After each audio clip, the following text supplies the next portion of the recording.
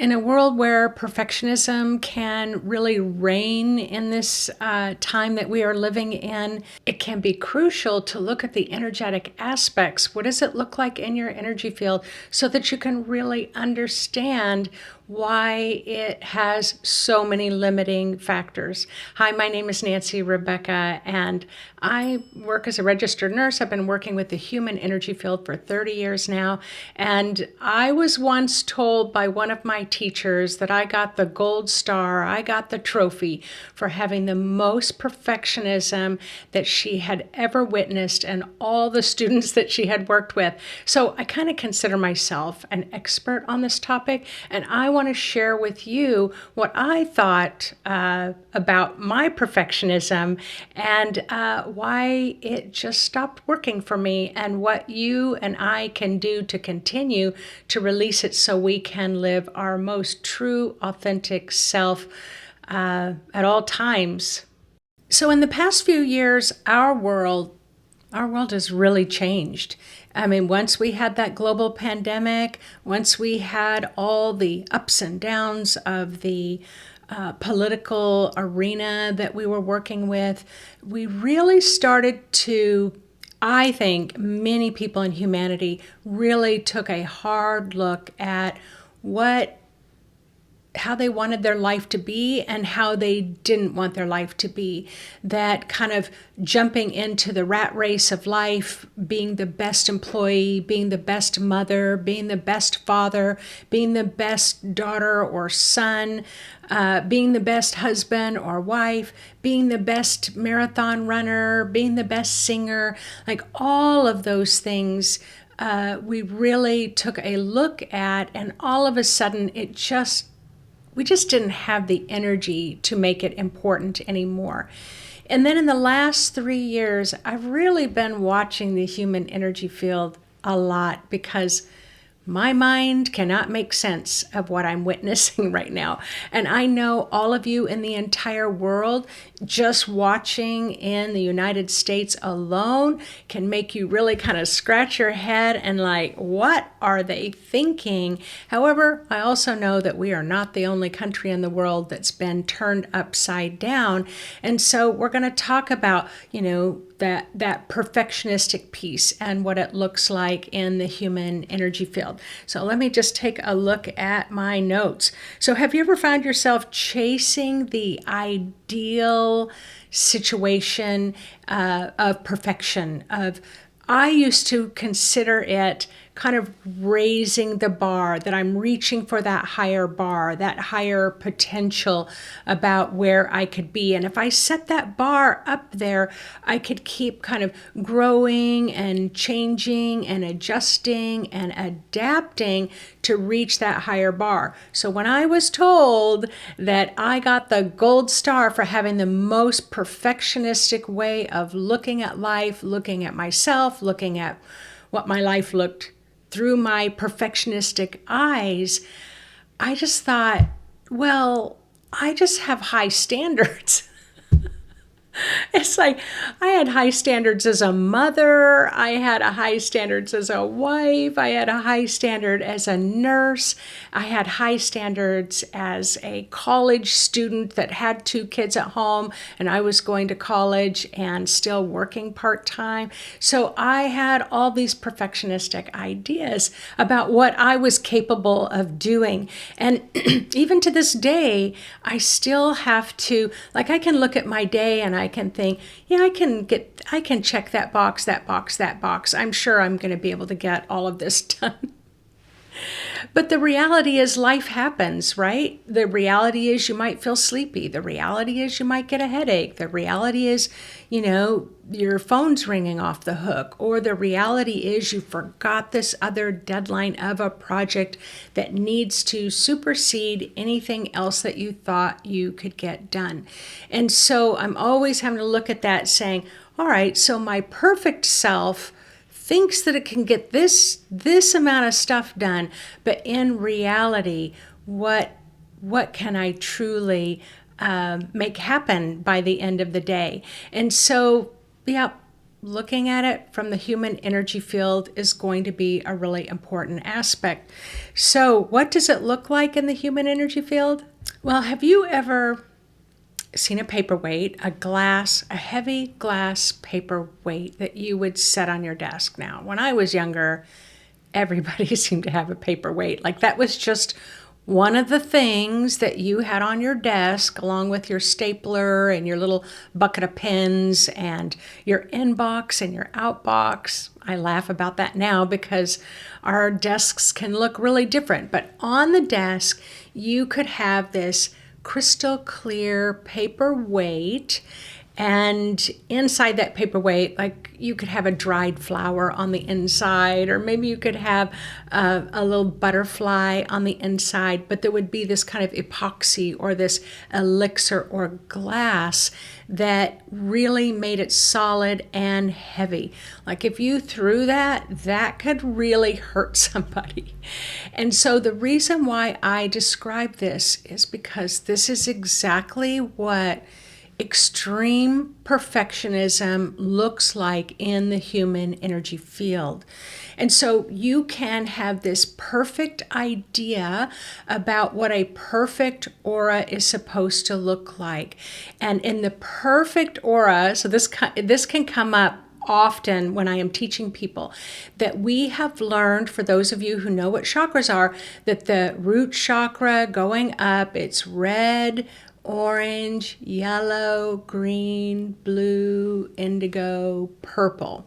So we can know in that perfectionistic way from however we were taught, by whoever taught it, whoever came up with the idea of it, that if you are a perfect energetic specimen, your chakras are everybody's chakras are going to be those colors in that kind of system, right? So red, orange, yellow, green, blue, indigo, purple. Well, in Hinduism, there's a lot of teachings about those colors. So I really think that that's where the root system came from. In that perfect spiritual, energetic system, if everything is just going beautifully and your system is beautifully aligned and in sync, maybe you will have those colors. But I've read over 30,000 energy fields and I have never witnessed that except about 10 times where I was doing a reading for someone and I could not believe that their chakras were exactly what the ancient teachings would tell us. And every single time I would stop the reading and I would say, wow, your chakra colors are really perfect. So have you been studying the chakras? And every single one of them said yes. And no matter what color they might see that's different, they make it the color, the perfectionistic color that they think it's supposed to be.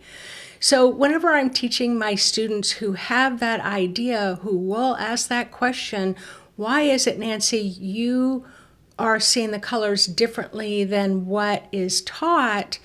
I would say, well, if I said something to really piss you off right now, all 7 chakras would go bright red. So, and then they would calm down and then they might change to blue or green. You can have several chakras that are orange or several chakras that are blue or several chakras that are pink. So all of those colors are expressions. The color is an expression of a frequency, and the color and the sound, they have a sound and they have a spin that is an expression of the flow of the chakra. And so we are dynamic, energetic, spiritual human beings. And so our moods, your mood's going to fluctuate from one moment to the next during the day. Your chakras will adjust for that. But now let's kind of just talk about the human aspects of it. Now, I'm going to throw myself out there and I'm going to really let you know just how perfectionistic I can be. So when I had my out-of-body experience and I became suddenly sighted, and now I can see energy fields, and I bought a book on meditation, which started my whole out-of-body experience, because in a perfect world, people who meditate are calm. In a perfect world, people who meditate are calm. How many out there of you meditate all the time and you're not always calm? How many of you meditate and you still get pissed off? How many of you meditate and you still can act like an immature 2-year-old throwing a fit in the household? Like, there's this idea out there, if you are meditating a lot, you're always going to have a sense of calm. Now, I will say it is true that the more that you meditate, the more resilient you are, the more you can kind of bounce back and come back to base. So if you flip a gasket and you're like, I told you to clean up your room for the 20th zillionth time, and you're slamming drawers and slamming doors and putting the teenagers on restriction for the next 5 years, and then you walk out and you're like, let me take a breath, let me meditate for a while. You're still going to go back and you're going to say, hey, I kind of lost it there a minute, but I'm not kidding. You got to get this room cleaned up. So just letting you know, in that perfectionistic world of meditation, I thought I needed to be calm. I need to meditate. Now, I teach meditation, and I know it works for everything. But at the time, I did have this belief system that the more I meditated, the more my life would become a utopia. And that's just not true in the Book of Nancy. Now, how does that look in the energy field when you have a perfectionistic idea about something? Well, it looks like when I'm looking at your aura through my clairvoyance, I can see thick glass. It's really thick glass. And it's like I'm trying to see through that glass to see who you really are or what you might not want me to see. And so we'll have that conversation about perfectionism. Now, perfectionism as a mother, I wanted to be the best mother. And you know what? I know that a majority of you out in the world, if you have ever had children, then you would have this sense of an idea of what the perfect mother would be. About the perfect mother happily gets up 10 times in the middle of the night and happily loves, your child that's been crying for the last 4 hours. And if you do get mad at the baby that's crying, then you think you're not being perfect enough. So again, you can build these thick glass walls that you're trying to function through, and through this perfectionistic idea of what a really good mother is going to be like. And it adds stress. There's this pressure that comes in, this pressure to perform, this pressure to be the most perfect. So are you still going to get upset if you release the perfectionism? Are you still going to maybe cry when the baby's crying for the 10th time that night and you are so tired you just think you're going to drop? Yes.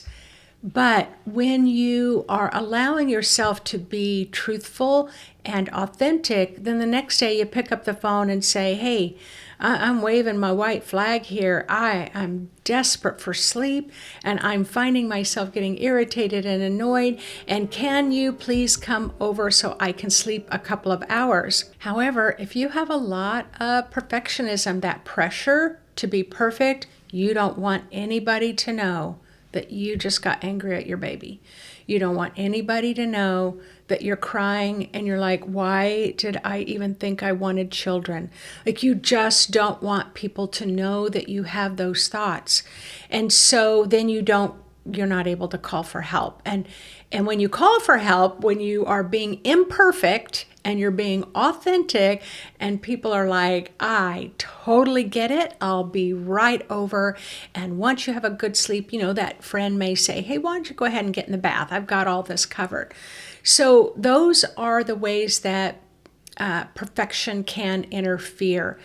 But here we are now. We are in this age of Aquarius, where Pluto's gone into Aquarius, and I think in the fall it'll go in for, I don't know, a solid 40 years. So in the age of Aquarius, where the moon is in the 7th house, however the words go, as a spiritual person, or if you're just new and you're wanting to develop your spiritual sides, you can put a lot of pressure on yourself to be what you consider a very loving and a very kind and compassionate human being because you are a good spiritual person. So, another story about laughing. So, as I was kind of learning to work with my skill and ability and my psychic and intuitive ability, I had this idea that if I was a true spiritual person, I would wear Birkenstocks, I would wear flowy skirts, I would wear a lot of beads and a lot of beads on the wrist. Been there, done that. I would just have this aura about me that could just go with the flow and be love and light. Now, I wondered what was wrong with me when I didn't feel that way. I did love the Birkenstocks and I did love the flowy clothes. It's not my gig right now, and I've changed my outfits many, many times depending on my mood, and I get to do that. And what I found was that as I dress like that, it's like you can recognize other people that dress like that. Oh, that must be a spiritual person. That must be a spiritual person. They must be a real spiritual person. When I was a hospice nurse, I had my out-of-body experience. I was totally terrified, didn't have anybody to talk to. I chose the hospice nurse that had the flowy clothes and the Birkenstocks because in my perfectionistic mind, I thought they might have the answers. What have I learned in 30 years? Nobody has your answers. That's what I've learned. No one has your answers. And that's why we are really growing and expanding in our psychic intuitive abilities, because our frequencies are going up so high. Your spirit wants you to trust and have faith in you and the answers that come through. But we have a lot of doubt that comes up. We have a lot of questioning that comes up. I work with students at very advanced levels, and the battle of perfectionism is real. It's like, I will see them as so talented. The readings are incredible, but they will not do readings for people because they're just not perfect enough yet. So a lot of you are developing, and it's like you have to give yourself room to be imperfect. If you've got intuitive information that's coming through, psychic information that's coming through, you can say to the person, hey, I'm getting kind of this intuitive hit, and it sounds like it's so wild and crazy, but I just kind of wanted to talk to you about it and just share it. So you can give that, what do I call, the escape card, where you're picking up something and you're like, yeah, there's no way that could be true. So you can allow yourself to express your imperfections. Now, this is what's happening right now. A lot of you are feeling, because you're telling me in the comments, the YouTube comments, incredibly fatigued. Anxiety, panic attacks, off the charts. Now, depression used to rule the roost about 10 years ago, and I'm not saying that there aren't more of you who are depressed, but anxiety and perfectionism, anxiety and panic attacks are really up there. Mental health, of course, we know is our mental health is being challenged. And it doesn't matter to me who you are and what you've been through. Everybody's being challenged by a big, loud, motoring truck go by, and I'm going to leave it in there. Why? Because I'm not going to be perfect about this. If a big truck's going by, I'm just going to say that it's part of this talk, and it's imperfect and it's authentic. Life happens, and I'm going to keep talking. So you're saying you're tired, you're having anxiety, panicky, you might have a lot of fear, you might have a lot of doubt. It's like, I cannot keep up with the global changes that are happening, the expansive consciousness. I don't think I'm cut out for this. And so let me just share with you what I see is happening in the energy field. And that's how it came up a few days ago. My spirit said, you know what, Nancy, it's been a long time since you looked at your perfectionism, and you need to take a look at it. So now imagine you've got this aura, and now you have this glass casing around you, heavy, heavy glass. And now imagine the thicker it is, the more perfectionism you have. So now imagine, let's say it's 3 feet thick. Now imagine there's this high frequency of blue light that's coming in, which is very true. It's coming through right now. We also have the frequency of the diamond light. We also have the very high knowledge frequency of the silver light that blends with your own authentic, higher, wise self. And it's like this beautiful union of angels singing, and the light's going to come down, and it like, dunk, it hits that 3 feet high, that glass case. It's like, dunk, dunk, dunk. It's like it can't come in. And so this pressure of this high frequency light starts to come down. Now all of a sudden you're like, oh, my shoulders ache, my neck aches, I've got a headache, my eyes hurt. This pressure, I'm feeling this pressure. What's happening is the higher frequency is coming into your body, but it needs to break the glass. You know how the little thing says, break glass in case of an emergency, and it would have those little hammers or axes there. I don't even think that that's safe anymore. But back in the old day, it'd have a little axe and like break glass in case of an emergency, because then you could pull the alarm, and the alarm would let everybody know they need to run out of the building. All right. So this is what's happening. Your spirit, in alignment with the divine source, is attempting to break the glass of your perfectionism so that it can come fully down in the body, so that you can be okay with being imperfect. That you can't take in, if you've got so much perfectionism, you cannot take in the information from your spirit. You can't even hear your spirit. So in that perfectionism, have you ever seen those little glass globes, snow globes, that you would have at Christmas? And it's got the perfect little village, and the perfect little Christmas tree, and the perfect little ice skaters. And I'm saying it like that in that high pitch, whiny voice, because I thought I could create that when I was younger. I mean, how about the house with the white picket fence? How many people wanted a white picket fence?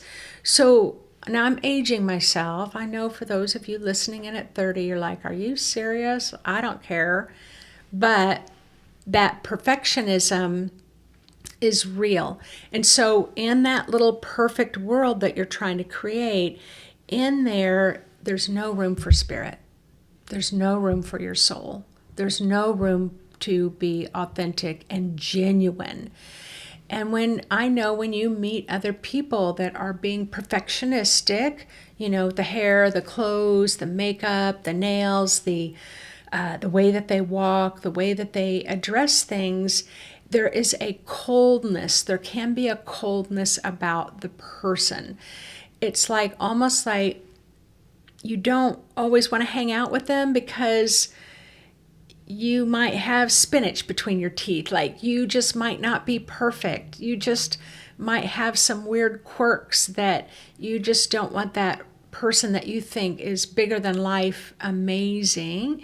You just don't want to, you just don't feel like they could be vulnerable, and that they could, let you in.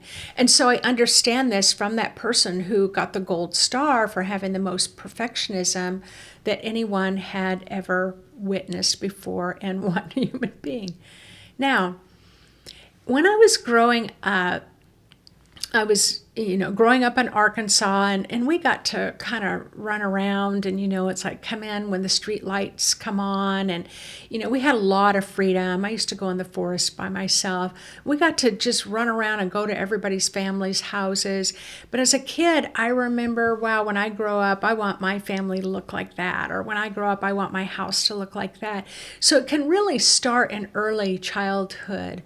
Or when I get married, I'm going to marry someone who doesn't drink. Or when I get married, I'm going to marry a nice, kind person. Or when I get married, we're going to be able to talk things out when we have arguments. We're going to be mature adults. And none of that happens. But your capacity to be authentic, to be truthful, and it's like, I just have to be really truthful with you right now. I'm really having an off day. And I just think anything that comes out of my mouth is not going to be very nice. So I'm just going to be quiet for a while. But if I say something off color, would you give me a couple of days to bring it back around, and just don't take it personal. So you can have those more authentic conversations. So what did I do, and what can you do to turn that perfectionism around? Well, again, it always, to me, looks like energetic glass. So you can download one of my free meditations. Just go to my website, intuitivemind.org. Go under the shop button, click that. It'll say free meditations. It's very clear, and you can download the MP3 meditations. And then you just get your energy in the flow. You set your intention that as your energy's flowing, now it may not be able to flow all the way through your body if you've got a thick layer of that perfectionistic glass, but you're going to let it flow through with the intention that it's going to dissolve. And then for me, I'm always needing to look at where may I be projecting perfectionism in my life. So it may be a perfect nurse, clear it, a perfect mother, clear perfectionistic mother, a perfect wife, a perfect spiritual teacher. Oh man, I am having to clear that one a lot because I'm skilled. I have a lot of practice. I've read a lot of people, but I am far from perfect. And so I have to always clear that as well. But then look at another piece. Do you look at your husband or your wife and you measure? Are you a perfectionist person that measures everybody by your perfectionistic projections, for example? Or how about your children? Do you expect them to be perfect children, and when they're throwing fits, you just wonder what's wrong? You will be amazed when you let go of perfectionism around what you expect your children to be, how much calmer they will feel, because you're projecting a glass bubble around them as well. The other thing that I wanted to mention is perfectionism around the leaders in our country. So, yep, they're human beings. And we have one person that was president that really taught us a lot around what we thought a perfect president should be. And a lot of that perfectionism is being challenged right now. And so now we have our current president, and we have a lot of perfection around what we feel like a perfect president would be like. And I know that's happening in many countries around the world. So striving for perfection sometimes can feel like navigating through a labyrinth of unrealistic expectations. So measure it, just like I said in that day, what my perfectionistic mind thinks I can get done versus what the true, authentic, realistic mind knows I can get done. And then remember that your flaws hold the key to unlocking your most authentic self. So it's like, allow yourself, welcome yourself to shift from always having to be exhaustingly perfect to allowing yourself to be more real. I was, I don't know where I went the other day. Like, I had to run a quick errand and I seriously had my pajamas on, like those sweats. And I'm like, oh my God, what if somebody sees me? And I thought, who cares? Who cares? So you can get caught like that. So there are some cultures, indigenous cultures, where they will on purpose, they will make a piece of pottery and everything will be perfectly designed, and then they'll make a big gouge in it. They will create an imperfection. There are those where the pot will crack and they fill it with gold so that that gold seals it over so that it has an imperfection. And what I read was that in those cracks and those holes, in the imbalance where it's not perfectly shaped, that's where spirit can come in. Spirit cannot come through perfection. That's why the artist will make an imperfect spot so that spirit and that imperfection spirit can come through into that imperfect world that we live in. So I will love hearing from you about your own stories, about how you got over some of your own perfectionistic ways. I'd love to hear from others of you that have never thought about perfectionism before, and where you may have some aspects in your life where you're trying too hard to be that perfect person. And what did you do to get through it? So again, meditate, take that time to notice when you're being too hard on yourself, too high of expectations. You're trying too hard to be perfect. You want that belly to be all the way in. You don't want the double the double chin hanging down. It's like, just notice it and just let yourself just be content and happy with right where you are. All right, everyone. I look forward to reading your comments, and I will look forward to seeing you in the next video. Bye-bye.